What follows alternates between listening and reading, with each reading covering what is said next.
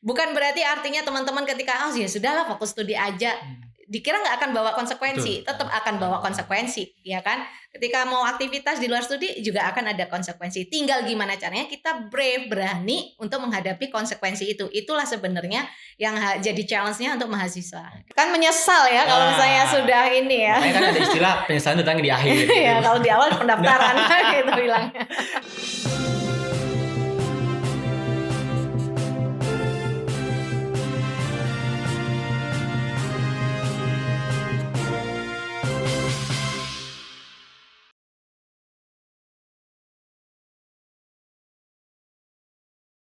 Bismillahirrahmanirrahim. Assalamualaikum warahmatullahi wabarakatuh. Selamat siang semua teman-teman peserta pesantrenisasi UII dan selamat datang di acara pelatihan pengembangan diri. Nah, sebelum kita berlanjut ke sesi pemateri nantinya, perlu saya jelaskan bahwa jadi pengembangan diri itu sangat penting ya untuk diri kita, di mana kita sebagai mahasiswa baru perlu kiranya untuk mengenal, mengasah, dan mengupgrade diri kita agar nantinya kita dapat berproses dengan baik di Universitas Islam Indonesia. Dan juga dalam pelatihan pengembangan diri ini ada beberapa aspek materi yang perlu kita ketahui sebagai konsumsi pengetahuan yang nantinya pelatihan pengembangan diri ini kita bisa implementasikan dengan baik. Materi yang pertama mungkin yaitu materi self-awareness, ya kan? Materi ini nantinya akan disampaikan oleh narasumber kita, di mana kita berupaya untuk menggali, berupaya untuk mengenali diri kita dengan kesadaran-kesadaran yang mungkin perlu kiranya kita lakukan, karena di UI ini kan banyak sekali kegiatan-kegiatan yang memang itu menunjang kreativitas, soft skill, hard skill yang itu nantinya akan baik ke impact teman-teman mahasiswa baru semua. Yang selanjutnya ada materi manajemen waktu. Perlu kiranya dalam manajemen waktu ini agar kita bisa tahu dalam 1 kali 24 jam waktu-waktu apa yang perlu kita lakukan gitu loh, untuk bisa efektif, produktif gitu kan, dan memberikan hal-hal solutif di setiap harinya. Mungkin langsung saja ya, di sini sudah kedatangan Ibu narasumber kita pada sesi hari ini, yaitu Bu Hazira Qudsi, SPC MA. Beliau juga mungkin nanti bisa menyampaikan banyak hal ya Bu ya, soal self-awareness dan juga manajemen waktu. Mungkin saya buka dulu Bu ya untuk materinya ya. Silakan Mas. Pertama gini Bu, kadang kan kita sebagai mahasiswa itu banyak sekali disibukkan dengan kegiatan kampus ya Bu ya, banyak sekali dari mulai kuliah dan segala macam. Nah, mungkin saya bisa membuka dulu Bu. Menurut Bu, apa sih Bu self-awareness itu? Oke. Ya, terima kasih Mas Fadli. Jadi berkenaan dengan kajian kita ya pada hari ini itu berkaitan dengan self awareness. Jadi sebenarnya pada dasarnya kawan-kawan sekalian bahwa self awareness ini kan bahasa Inggris ya, bahasa asing gitu ya, yang sebenarnya dari kosakatanya sendiri kita bisa mengenali, kita bisa tahu bahwa artinya adalah pengenalan diri atau kesadaran diri. Ya, dalam konsep sebenarnya self awareness ini konsep yang cukup familiar ya gitu ya, familiar dalam ilmu psikologi. Kebetulan saya ngajar di psikologi gitu ya. Jadi self-awareness ini pada dasarnya adalah bagaimana kita mencoba untuk memahami diri kita, gitu ya, memahami diri kita ya dengan segala kelebihan dan kekurangannya, dengan segala minat gitu ya. Kita bisa mencoba mengenali, memahami apa sih yang jadi minat kita, apa yang jadi mungkin bahasa anak muda itu kan passion kita, apa yang jadi tujuan kita gitu ya. Jadi segala sesuatu yang itu memang ya kita mencoba betul-betul menyadari bahwa itulah diri saya.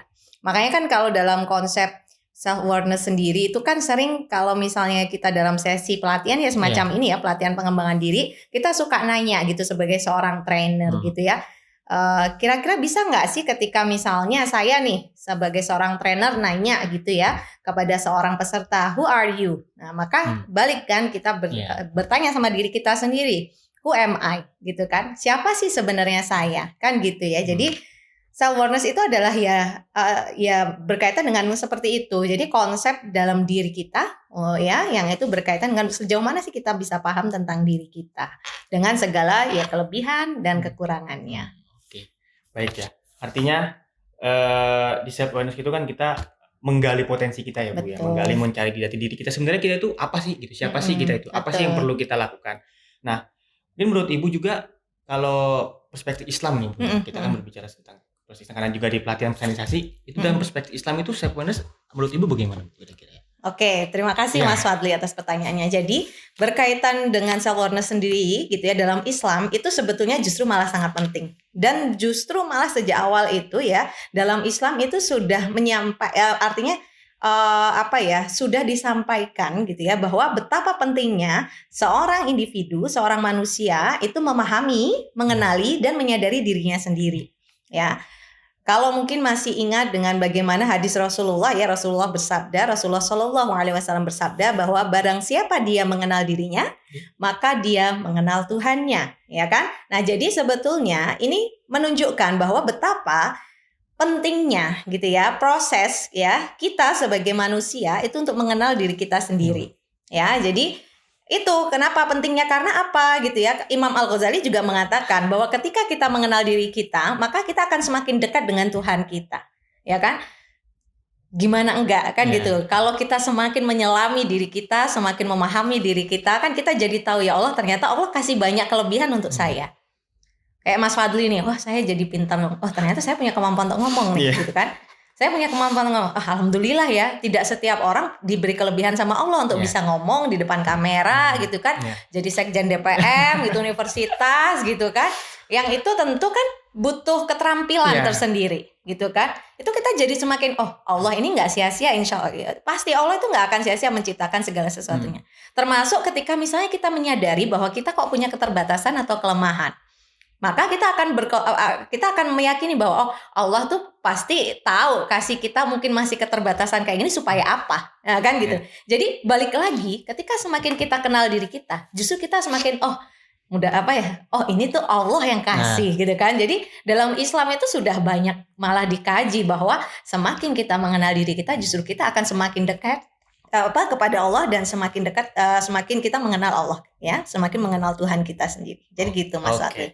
Ya, kadang juga gini Bu, sebenarnya kan yang perlu kita ketahui kalau teman-teman mahasiswa gitu ya, ketika dia baru masuk, itu kan sudah dihadirkan dengan banyak sekali berbagai kegiatan. Wah, dari mulai panitia, terus juga UKM, wah banyak lah ditawarkan tiap bulannya gitu kan. Benar. Dan pada akhirnya mahasiswa itu mungkin dia mengikuti Bu, mengikuti mungkin 1 bulan bisa 1-4 kali kepanitiaan gitu kan. Dan itu yang membuat diri dia pada akhirnya ketika jalan, kok capek, ya kan. Terus juga bisa bagi waktu segala macam ya kan. Nah menurut Ibu nih Bu, khususnya kita mungkin untuk bisa mengenali diri kita, artinya kita bisa menentukan bagaimana kita untuk mengikuti organisasi yang sesuai dengan ini kita lah. Caranya bagaimana kira-kira seperti itu Bu? Mungkin untuk pengenalan itu. Oke, bagus sekali Mas Fadli. Jadi sebetulnya ada beberapa cara yang bisa kita lakukan untuk kita melakukan proses mengenali diri kita atau awareness terhadap diri kita ya. Jadi apa yang disampaikan Mas Fadli contoh tadi itu sebetulnya contoh yang memang itu sering banyak dihadapi oleh para mahasiswa kita. Pada dasarnya mungkin bisa jadi itu adalah salah satu cara mereka untuk mengenali mereka juga, ya kan? Paham ya? Jadi it's possibly itu sangat mungkin gitu ya bahwa mahasiswa ketika kemudian mungkin ya ngikutin kegiatan panitia A, B, C, D, UKM 1, 2 gitu ya, atau beberapa aktivitas lainnya gitu ya di luar kuliah misalnya, itu mungkin bisa jadi juga menjadi salah satu cara mereka untuk mengenali diri mereka gitu ya, mengenali diri mahasiswa. Nah, ya itu enggak ada masalah. Cuman kadang-kala memang kita perlu tahu gitu ya sejauh mana sih kapasitas diri kita gitu ya. Betul Bu, betul. Sejauh mana sih sebenarnya apa ya level limit kita gitu ya. Limit dalam artian energi, pikiran, waktu kan gitu. Nanti kalau kita bahas manajemen waktu kan akan ngaruh ya, nyambung ya.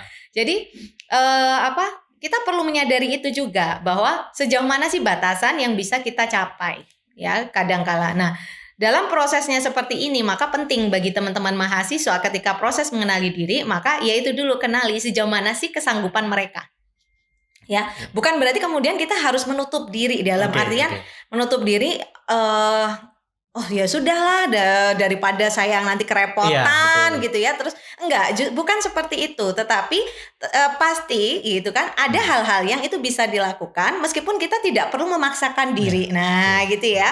Itu yang pertama. Artinya proses refleksi diri itu menjadi salah satu cara yang paling penting juga untuk kita mengenali diri. Nah, kemudian yang kedua gitu, cara yang bisa kita lakukan untuk mengenali dia adalah bagaimana kita mendapatkan umpan balik atau feedback dari orang lain. Ya. Jadi kita dapetin minta umpan balik dari orang lain, kita nanya gitu, menurut kamu, nah misalnya gitu ya, aku ini cocoknya di apa? Misalnya, atau menurut kamu aku nih orang kayak apa gitu ya. Kira-kira apa ya yang kamu lihat dari saya dan seterusnya lah gitu ya. Jadi kita minta feedback dari orang lain. Itu juga sangat penting, sangat bagus. Jadi itu menjadi hal yang menjadi sumber daya untuk kita bisa mengenali diri kita. Nah, kemudian gitu yang ketiga itu adalah bisa kita lakukan dengan proses asesmen psikologis. Oh iya. Ya, jadi asesmen ya kayak wawancara sama psikolog gitu ya, atau konselor gitu, atau misalnya kita tes kepribadian, itu bisa jadi salah satu cara juga untuk kita bisa lebih mengenali diri kita sendiri. Ya Bu, kadang juga gini Bu, sebenarnya mungkin terutama saya yang di DPM gitu kan, kadang masih menemukan nih mahasiswa, ngapain sih kamu ikut-ikut kayak gitu, gitu masih ada Bu. Kamu tuh semester berapa gitu loh, terus kan mungkin nanti kalau ikut kayak gini nilainya nanti segala macam lah. Nah, menurut Ibu nih kan, kita aktif dalam kegiatan berorganisasi ya kan, itu menurut Ibu akan berpengaruh ini nggak Bu terhadap nilai, mungkin keaktifan di selama kuliah gitu loh Bu, di bangku kuliah, atau ada hal yang lain Bu kira-kira untuk itu? Ya, sekali lagi gitu ya Mas Fadli, bahwa sebenarnya proses kita beraktivitas di luar, misalnya kalau teman-teman mahasiswa itu kan tugas utama itu kan adalah kuliah ya, bagaimana dia bertanggung jawab terhadap kuliahnya, studinya gitu ya. Nah, apapun aktivitas yang kita lakukan di luar studi itu, di luar kuliah itu kan sebenarnya menjadi bagian pilihan dari mereka yang itu tentu akan membawa konsekuensi apapun ya. Pun kalau kita hanya fokus sama studi aja, itu kan juga pasti ada konsekuensi, ya kan?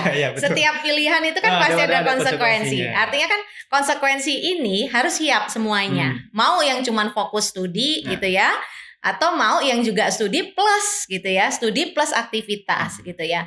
Nah, nanti ini tentu akan ada pembahasan khusus tentang strategi bagaimana kita mengatur ya dalam hal waktu dan seterusnya. Tetapi pada prinsipnya gitu ya, ketika setiap orang gitu ya, ketika sudah menyadari misalnya ya kalau konteksnya dalam konteks pengenalan diri atau self awareness ya Mas Fadli, bahwa saya memutuskan untuk nggak usah aja lah organisasi misalnya.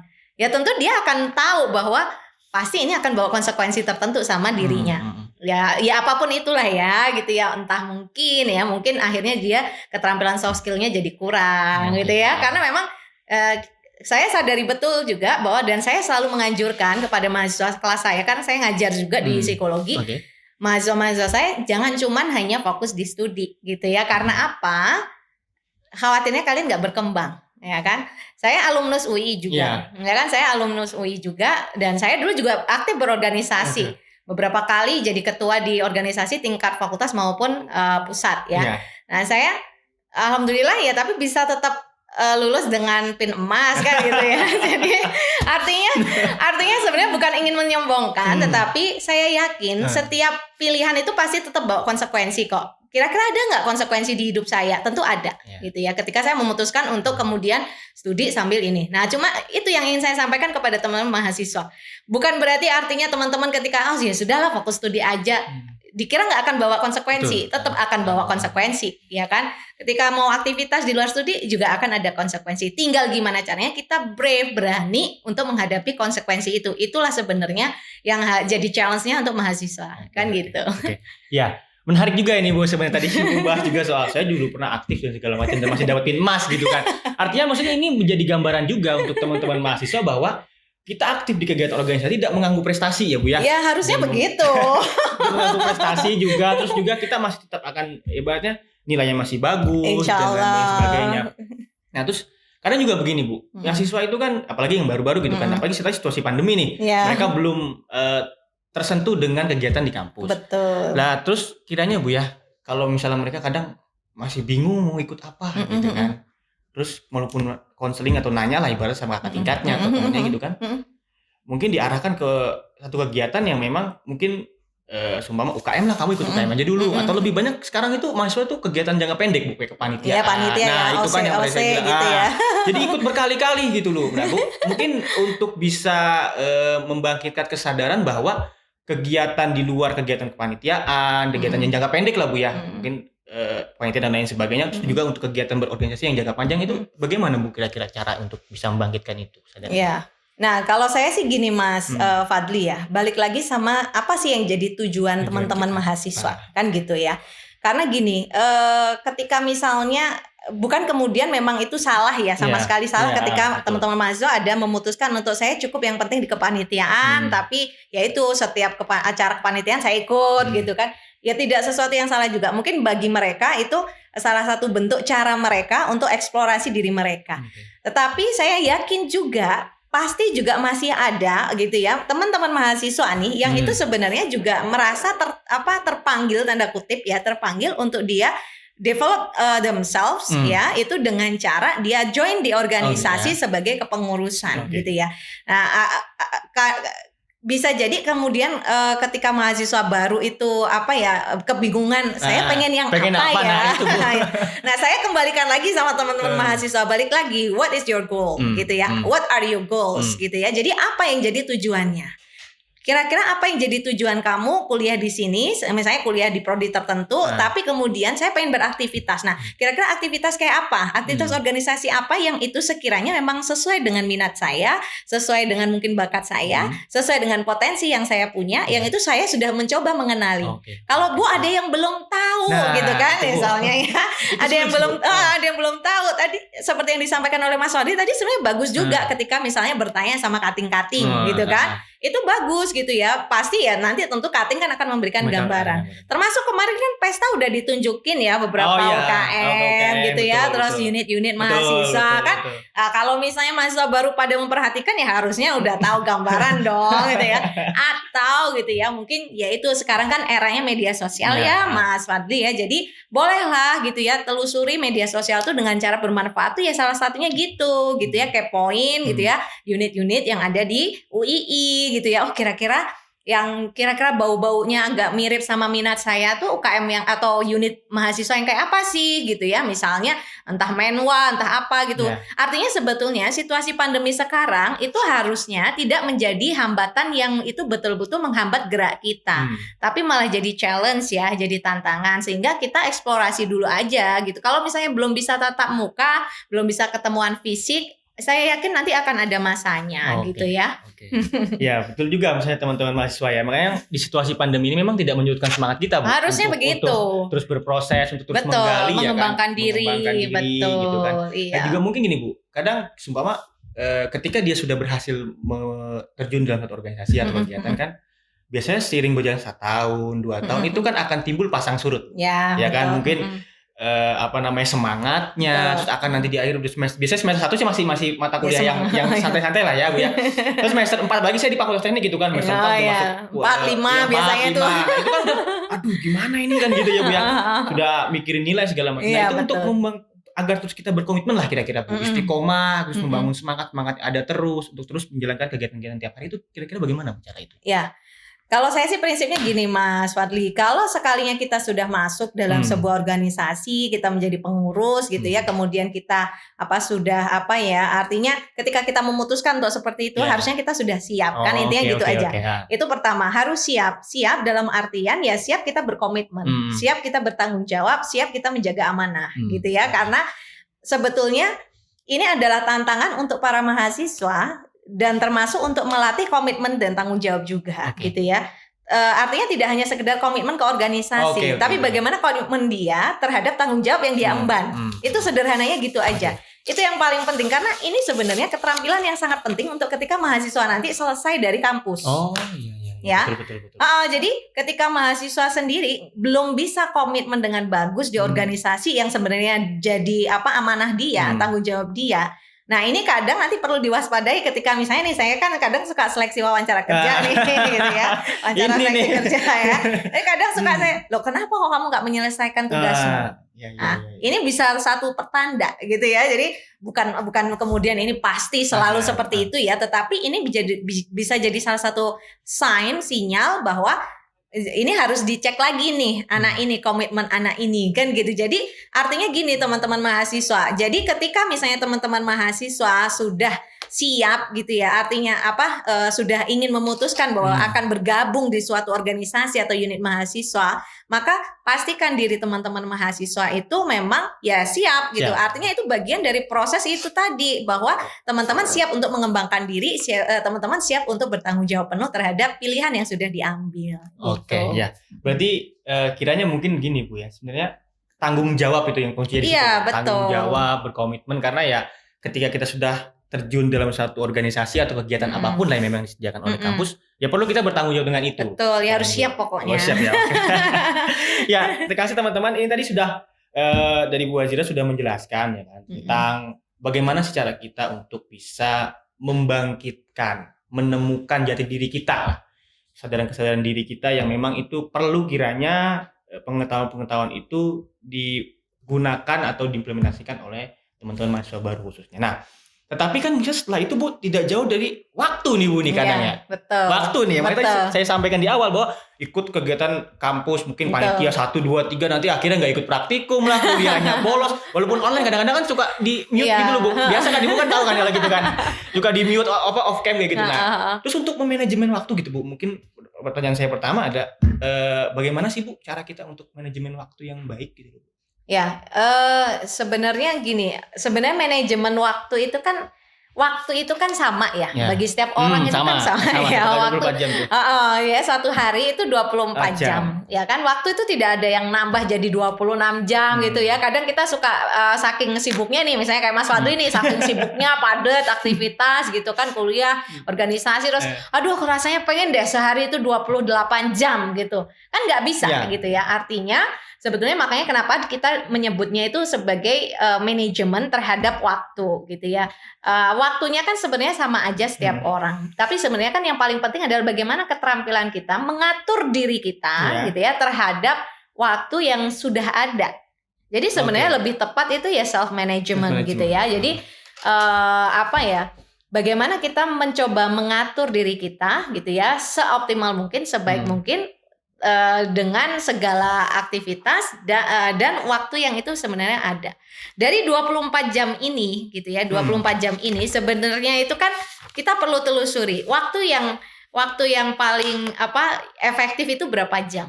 Kan udah terpakai untuk tidur ya kan? Udah terpakai untuk makan, ya kan?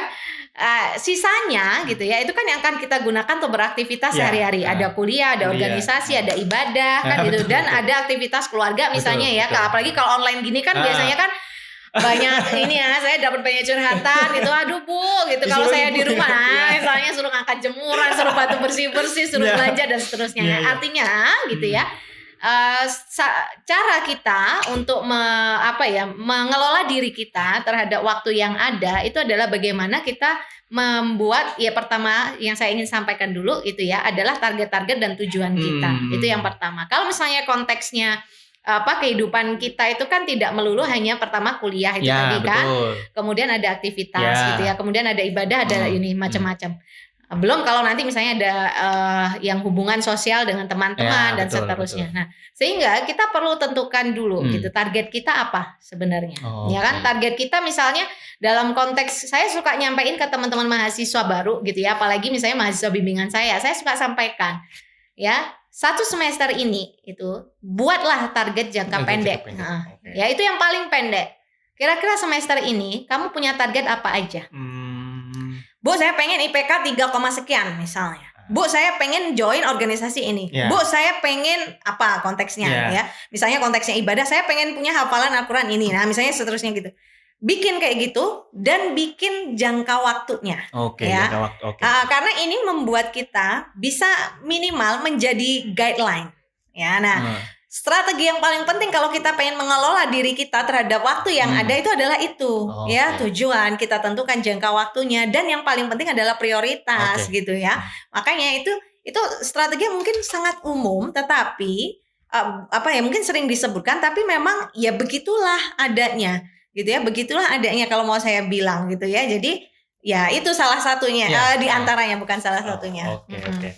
Ya berarti kan kiranya mungkin yang saya garis bawah itu mungkin bisa dibuat daftar list gitu ya. Ya mungkin seperti itu, perlu dituliskan atau digambarkan gitu, atau minimal kan sekarang pada pakai HP ya kan, itu ada notes gitu ya, gitu yang general dulu ya. Artinya kan misalnya kalau supaya jadi IP 3,6 misalnya ya, IP 3,6, maka apa yang harus saya lakukan? Itu kalau misalnya mau punya strategi yang lebih bagus lagi gitu ya, itu akan lebih oke ya. Jadi itu minimal untuk membantu mengarahkan kita. Ya. Walaupun tentu bisa jadi gitu ya, kita nggak bisa sekaku itu, ya kan? Betul, namanya apa yang terjadi di depan itu kan kita tidak ada yang tahu. Jadi artinya kita juga perlu adaptif dan fleksibel terhadap kemungkinan perubahan. Ya, artinya kita punya goals, punya target seperti apa, itu sangat mungkin bisa berbeda dengan yang sudah kita rencanakan di awal, ya kan? Karena apapun sebabnya. Artinya tapi bukan berarti kemudian itu menjadikan kita gitu ngelokrol gitu nggak mau maju lagi gitu ya. Jadi ya artinya kita tetap harus adaptif dan fleksibel. Ya kalau misalnya ada perubahan ya tinggal kita sesuaikan lagi. Nah kan gitu. Berarti penting ya kira-kira teman-teman mahasiswa baru ya untuk bisa strategi itu disampaikan oleh Bu Azira kan tentang menyusun bagaimana sih kita untuk bisa membuat daftar list, menentukan skala prioritas ya Bu ya. Betul. Untuk misalnya semua tadi jika contoh ingin mempunyai IP yang 3,9 atau 3, sekian lah gitu kan, nanti bisa disusun. Tapi Bu gini Bu juga Bu, mungkin untuk berdasarkan perspektif Islam ya Bu ya. Menurut Ibu manajemen waktu itu bagaimana berdasarkan perspektif Islam ya kiranya? Oke, terima kasih Mas Wadli. Jadi kalau dalam Islam sendiri manajemen waktu gitu ya, waktu itu kan sudah disinggung ya. Apalagi mungkin Mas Wadli paling hafal nih kan surat Al-Asr kan, wal asri ya kan, gitu ya. Itu demi masa gitu kan. Sesungguhnya manusia itu berada dalam kerugian. Ya kan, artinya sebenarnya Allah itu kan sudah Allah itu menyinggung terus gitu masalah waktu, termasuk Allah itu menciptakan bumi dan segala isinya itu dalam jangka waktu sekian dan seterusnya. Jadi Islam itu memandang sangat penting manusia itu kan mengatur waktu. Bahkan gitu kan dalam konteks sholat aja ya kan, dalam konteks sholat aja udah diatur, itu udah waktu gitu kan, ada waktu-waktu kita untuk wajib gitu ya sholat gitu ya, 5 waktu gitu kan, dan itu tidak boleh ditunda-tunda. Harus menyegerakan. Allah itu kan menyampaikan bahwa bersegeralah gitu kan, bersegeralah, itu menandakan bahwa betapa pentingnya waktu, betapa waktu itu dihargai gitu ya dalam Islam. Ya, saya agak lupa kisah yang mana gitu ya. Tapi ada sahabat Nabi yang menyebutkan bahwa waktu itu laksana pedang. Oh iya. Ya kan? Kita kalau nggak hati-hati gitu ya, maka pedang itu akan bisa menghunus kita sendiri, ya kan? Kalau kita nggak terampil mengatur waktu gitu ya, mengatur diri kita terhadap waktu yang kita punya gitu ya, maka itu hati-hati, itu yang akan merugikan diri kita sendiri. Ya, makanya Allah sampai sudah hati-hati, sesungguhnya manusia itu berada dalam kerugian kan gitu, kecuali siapa? Ya kan, kecuali dia yang beriman dan seterusnya, beribadah kepada Allah. Nah, jadi sudah jelas bahwa dalam Islam ya manajemen waktu, mengatur diri terhadap waktu itu sangat penting. Oke. Berarti gitu ya. Artinya kan sebenarnya waktu nggak bisa kembali kan Bu ya? Iya, kalau bisa dikembalikan enak gitu kan. Bisa direview lah kira-kira. Kita misalnya pakai mesin waktu gitu ya, kan nggak bisa. Nah, makanya itu Bu. Jadi kan menyesal ya kalau misalnya sudah ini ya. Makanya kan ada istilah penyesalan datang di akhir. Iya, kalau di awal pendaftaran gitu bilangnya. Ya, ini masih juga begini Bu. Sebenarnya kan kadang kalau semua kita milenial ya, generasi 20-an lah ke bawah gitu kan, mahasiswa baru lah. Karena kan masih banyak gitu kan kegiatan-kegiatan memang itu di luar kegiatan yang mungkin produktif gitu, mungkin kayak masih senang main gitu kan Bu ya, masih senang kumpul-kumpul sama teman sana sini terus penggunaan gadget yang itu mungkin ya itu bisa 1 hari 10 jam gitu kan. Betul. Nah, kira-kira untuk seperti itu menghindarinya Bu gitu loh. Untuk menghindari bagaimana sih Bu? Karena kan susah bagi kita gitu milenial ya Bu ya, untuk menghindari hal seperti itu gitu. Aduh, kalau saya sih gini ya, balik lagi gitu, itu kan sebenarnya contoh kalau misalnya kalau di teori manajemen waktunya Barat ya, dari teori Barat itu kan itu ada 4 kuadran gitu ya. Ada kuadran penting, genting, gitu kan, penting, tidak genting, ada genting, tidak penting, dan tidak genting dan tidak penting. Kalau yang dicontohkan Mas Fadli tadi sangat mungkin itu masuk yang di tidak genting dan tidak penting gitu. Tapi kadang kan media sosial ada yang misalnya chat ya, WA kan media sosial juga ya, itu kan yang perlu kita balas segera gitu ya, itu modelnya genting tapi tidak penting kadang kala. Sehingga sebenarnya dua kuadran yang ini gitu ya, yang tidak penting genting sama tidak penting tidak genting, itu yang harus kita hindari. Hiburan-hiburan, mohon maaf ya, kan sekarang ya tadi disebut Mas Fadli ya, milenial gitu ya, atau anak muda kan pengaruh budaya Korea gitu ya, K-drama, K-pop gitu kan, itu kan sudah sangat masif. Betul. Ya, dan saya bisa memaklumi itu karena saya juga sebetulnya penikmat K-drama, tetapi saya tahu batasan bahwa kapan saatnya itu menjadi hiburan gitu ya, yang itu dikala saya jenuh, lelah gitu ya, kapan itu sudah merugikan atau melenakan gitu kan. Nah, itu yang perlu tadi connect lagi ke materi sebelumnya tentang self awareness itu yang perlu kita kenali. Itu ya, itu yang perlu kita kenali, bahwa sejauh mana hal-hal yang kayak tadi disebutkan Mas Fadli tadi, main gadget sampai berpuluh-puluh jam, main games mungkin ya, ini kan games juga masih jadi challenge yang terbesar banget untuk kehidupan mahasiswa. Kemudian K-drama drama-drama Korea gitu ya. Sejauh mana hiburan-hiburan ini itu sebatas memang itu untuk pengusir lelah, penat, jenuh, ataukah itu sudah merugikan diri kita? Itu yang harus kita kenali dulu. Iya kan? Itu kita harus tahu betul. Kita memang akan susah untuk menghindari itu kalau kita sendiri nggak aware bahwa ini sudah merugikan saya. Ya kan? Apakah ini dimaksudkan untuk produktivitas saya ataukah hanya sekedar yaitu tadi have fun aja? Ya kan? Boleh dong kita kongko di kafe misalnya, apalagi kalau misalnya besok udah offline-nya udah nggak PPKM lagi kan ya, gitu ya. Selama memang nongkrongnya kita itu ya ada produktif ada produktivitas. Kan banyak dulu zaman kita ketika offline kan banyak sekali tuh saya ketemu teman-teman mahasiswa di kafe gitu ya. Tapi mereka garap proposal, mereka garap proposal bisnis, startup dan seterusnya gitu kan. Kemudian proposal kegiatan, acara dan seterusnya. Kalau itu nggak masalah, tapi kalau sekedar hanya ngobrol gitu ya, nggak ngobrol juga bukan berarti salah gitu ya. Tetapi kan kita tahu batasan, maka kita perlu kenali sejauh mana itu sudah merugikan kita, sejauh mana itu produktif untuk kita. Ya itu penting ya. Gimana caranya menghindari kayak gitu, Bu? Susah kalau misalnya kita nggak ngerti diri tadi itu ya. Mengenali itu dulu sama tujuan. Balik lagi, saya selalu kembalikan lagi. Kamu tujuannya mau apa? Apakah dengan cara kamu main gadget, sosial media sampai 10 jam ke atas, main games itu akan bisa mencapai tujuanmu? Balik lagi udah gitu. Kalau saya sih gampang. Ya penting ya artinya teman-teman mahasiswa ya. Jadi kembalikan ke diri kita tadi sebenarnya. Masuk ke materi yang pertama ya, Bu. Iya, betul. Bu, tadi Bu sudah menjelaskan tentang kita penggunaan waktu waktu segala macam. Jadi kan artinya sebenarnya gini, Bu. Perang terberat itu melawan diri kita sendiri sebenarnya. Melawan hawa nafsu kita sendiri, melawan diri kita sendiri. Nah, itu nanti mungkin berkelanjutan, Bu, ke pertanyaan saya terakhir. Soal istiqomah nih. Lagi-lagi kan manusia itu sebenarnya diuji, Bu, konsistensinya di situ. Istiqomah. Nah, itu bagaimana, Bu, untuk bisa terus tetap gitu? Iya. Ya, jadi istiqomah ini kan sesuatu yang memang sangat berat ya untuk manusia ya, termasuk untuk teman-teman mahasiswa supaya ya kalau tadi konteksnya kita self awareness, terus kemudian berorganisasi, komitmen dan seterusnya. Nah, memang dalam konteks kita mengelola diri untuk terhadap waktu ini, gimana caranya supaya kita bisa tetap gitu berusaha gitu ya untuk terus gitu ya mengatur diri kita terhadap waktu yang kita punya itu ya. Saya sampaikan lagi bahwa balik lagi ke target kita, tujuan hidup kita gitu ya. Kita punya tujuan hidup yang itu yaitu yang jangka panjang, tujuan akhir kita gitu kan.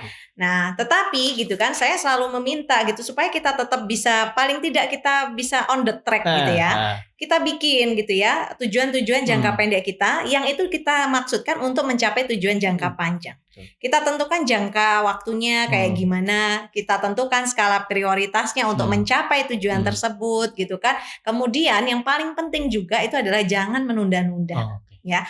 Artinya kan supaya kita bisa terus istiqomah itu kan supaya kita tetap dalam on the track, dalam on plan kita, dalam perencanaan kita, dalam proses apa ya yang kita lakukan sekarang itu ya kita harus berupaya untuk udah lakukan aja dulu gitu ya, lakukan sebisa mungkin, semaksimal mungkin, dan jangan pernah ditunda-tunda ya. Konteks jangan pernah ditunda-tunda ini menjadi sangat penting untuk keterampilan kita mengatur diri kita terhadap waktu ya, teman-teman semua ya. Misalnya Mas Fadli kan ada tugas-tugas tuh di kuliah gitu kan, Mas Fadli ada tugas-tugas di DPM gitu kan, nah di DPM.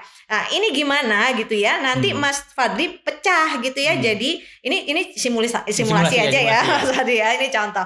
Misalnya ini ada nih 2 aktivitas utama yang itu menjadi poin utama dalam kehidupan Mas Fadli dulu nih ya, kuliah sama misalnya di DPM, amanah di DPM. Nah gimana caranya, misalnya kuliah ini misalnya Mas Fadli punya target tertentu di mata kuliah tertentu, itu harus bisa mencapai minimal misalnya nilai berapa, tugasnya harus bisa dilaksanakan seperti apa. Nah itu dibagi, dipecah-pecah pekerjaannya gitu ya. Di DPM kan juga gitu kan, di DPM apa yang harus dikerjakan Mas Fadli gitu kan, apa aja tuh job desk-nya, apa yang program-program yang harus dilakukan dan seterusnya kan gitu. Nah itu ya tadi kalau Mas Fadli bilang dibikin list ya, semacam itu gitu kan. Nah sehingga ini akan membantu kita untuk terus gitu ya melangkah bahwa oh saya ini masih punya tugas, ini masih punya tugas, dan termasuk itu tadi ya, contohnya ini Mas Fadli nggak boleh nunda-nunda kan gitu. Ketika misalnya ini bisa dikerjakan sekarang ya, bisa diselesaikan sekarang, apalagi misalnya itu sudah jelas jangka waktunya atau deadline lah bahasa orang kan gitu ya, udah dikerjakan gitu ya. Nah ini yang jadi itu tadi Mas Fadli yang menjadi menantang untuk kita istiqomah itu adalah menunda-nundanya ini loh gitu ya. Terus kadang suka disela sama yang lain-lain yang itu sebenarnya mungkin tidak penting dan tidak genting gitu. Oke, baik. Itu terima kasih ya ini Bu. Artinya teman-teman mahasiswa ini kan tadi saya sampaikan juga sama Bu Hajira ya, soal bagaimana sih cara kita untuk bisa manajemen waktu, memakai kesadaran diri, karena itu sangat penting teman-teman gitu loh. Karena tanpa itu artinya ya ibaratnya itu kalau bahasanya organisasi itu matriksnya lah, planningnya lah. Kalau itunya ya nggak bisa susun ya akan berantakan mungkin hari-harinya. Betul. Nah dari saya mungkin ya nanti ingin saya sampaikan bahwa mungkin dalam ada satu beberapa teori Bu ya, teori Paulo Freire dia mengatakan bahwa ada 3 kesadaran. Pertama kesadaran naif, kesadaran magis, dan kesadaran kritis. Jadi kesadaran naif itu dia itu tidak tahu Bu apa yang mau dilakukan dan dia tidak mau mengerjakan. Nah itu kesadaran naif itu betul. Itu yang kedua masuk ke kesadaran magis. Dia tahu apa yang mau dia lakukan, ya dia tahu apa yang harus dikerjakan, tapi nggak mau dikerjakan Bu. Nah itu kan biar tipe-tipe ya. Nanti yang terakhir mungkin yang harus dimiliki oleh teman-teman mahasiswa adalah kesadaran kritis. Jadi sadar memang dia tahu apa yang harus dia lakukan, dia tahu apa yang harus dia kerjakan, dan dia lakukan itu secepat mungkin, dilakukan langsung dengan tugas-tugas yang memang ada. Mungkin seperti itu teman-teman mahasiswa. Terima kasih Bu Hajira sudah menyampaikan banyak ilmu nih kita nih teman-teman. Harapannya bisa diimplementasikan, bisa kita belajar untuk bisa mengkaji tentang kesadaran diri dan juga manajemen waktu yang perlu kita lakukan selama berkuliah di Universitas Islam Indonesia. Mungkin itu saja Ibu, terima kasih. Saya sebagai moderator mohon maaf apabila ada kesalahan dan juga hal-hal yang memang itu di luar kendali saya. Mungkin saya akhiri untuk hari ini. Wallahul muwaffiq ila aqwamit thoriq. Wassalamualaikum warahmatullahi wabarakatuh. Waalaikumsalam warahmatullahi wabarakatuh.